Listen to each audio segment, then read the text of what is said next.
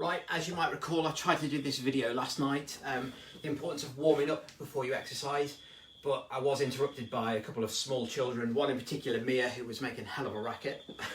I went live with her in the background thinking to myself, she'd be quiet, but she wasn't.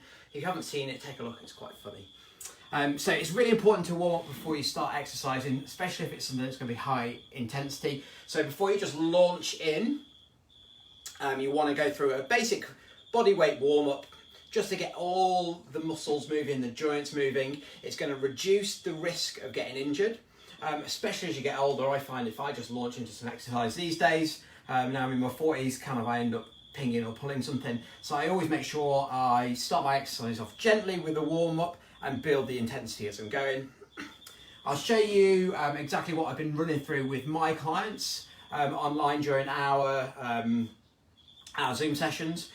So you can see what's involved with that. Normally, if I was in the gym, I'd use a piece of equipment like a row machine. I've got mine over there because that moves all the big muscles in the body as well. But this is what I do with my clients for a bodyweight warm up, and what I do if I've got no equipment handy. So start off with a total body extension, hands up in the air. You're going to swing them down by your knees, bending your legs as you do, and coming up to full height.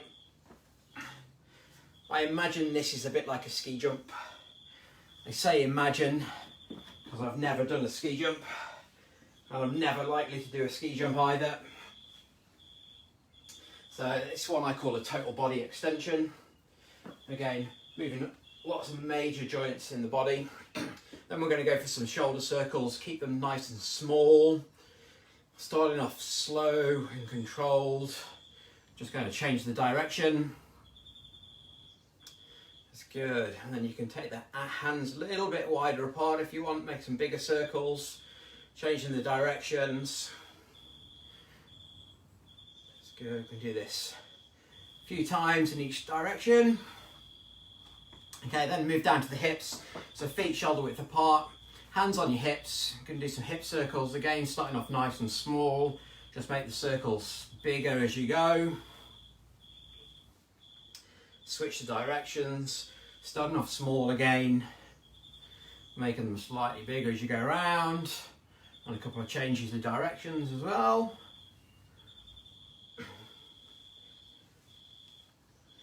Okay, next up we'll go for some leg swings.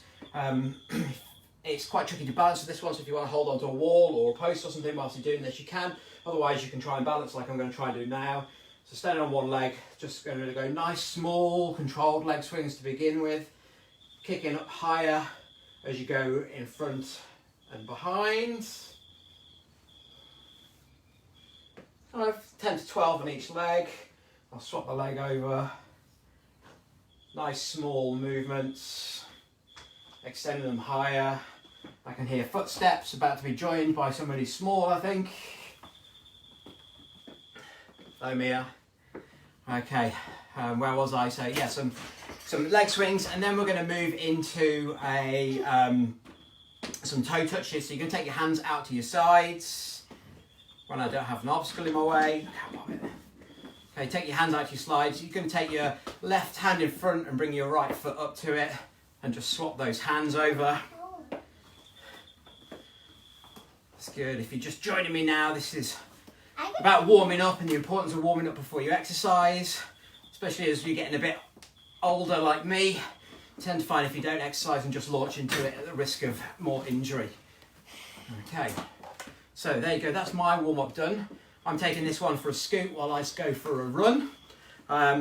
If you've got any questions about this video, drop it in the comments below and I will answer them. Like I said, that's a simple bodyweight warm-up that you can do just to get your body used to the exercise before you go. And thankfully this one was quite a bit quieter than she was last night. If you didn't see the video, check it out. Have a good evening.